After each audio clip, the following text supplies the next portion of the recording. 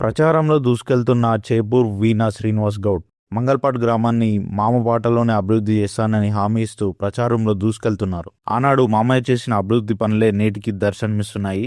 10 ఏళ్ల కాలంలో గ్రామంలో ఎలాంటి అభివృద్ధి జరగకపోవడంతో గ్రామస్తులు తీవ్ర ఇబ్బందులు ఎదుర్కొంటున్నారు. తనకు అవకాశం కల్పిస్తే అన్ని రంగాల్లో అభివృద్ధి చేసి చూపిస్తానని హామీ ఇస్తూ ముందుకు సాగుతున్నారు.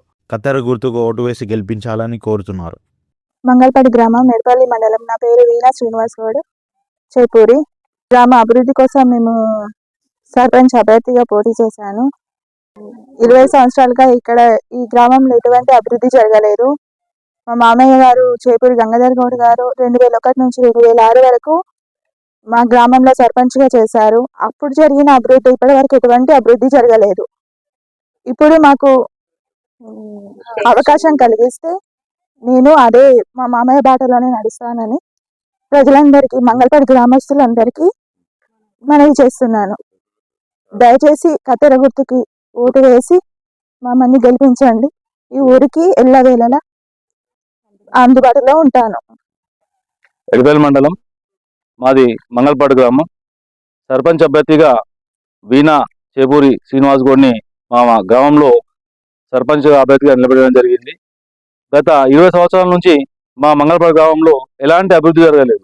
డ్రైనేజ్ వ్యవస్థ కానీ, సీసీ రోడ్ వ్యవస్థ కానీ, విద్యుత్ వ్యవస్థ కానీ ఎక్కడ వేసిన గొంగలి అక్కడనే ఉంది.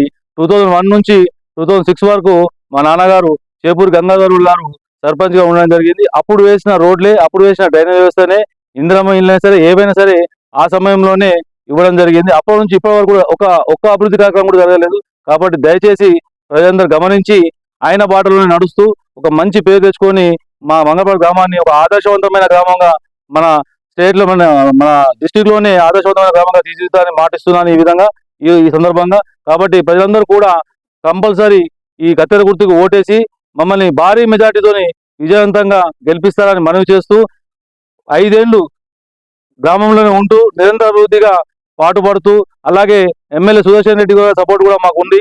కాబట్టి దయచేసి ప్రజలందరూ గమనించాలి. గతంలో ఎలాంటి అభివృద్ధి జరగలేదు. మరి చదువుకున్నాము, మరి అన్ని విధాలుగా కొట్లాడే తత్వం ఉంది. కాబట్టి గత 2 సంవత్సరాల నుంచి అధికారం లేకున్నా కూడా, ఎలాంటి పదవులు లేకున్నా కూడా ఇంద్రమ్మ కాలనీలో మొరం రోడ్లు కానీ, 2 డ్రైనేజీలు కానీ 48 మందికి ఇల్లు ఇవ్వడం జరిగింది. ఒక 132 మందికి సీఎం ఇల్లు ఫండ్ ఇవ్వడం జరిగింది. కాబట్టి దయచేసి మా సేవల్ని గుర్తించి ఇంకా 5 సంవత్సరాలు 24 అవర్స్ గ్రామ పంచాయతీలో ఉంటూ ప్రజలకు నిరంతరంగా సేవలు అందించడానికి కృషి చేస్తామని ఈ సందర్భంగా నేను తెలియజేసుకుంటున్నాను.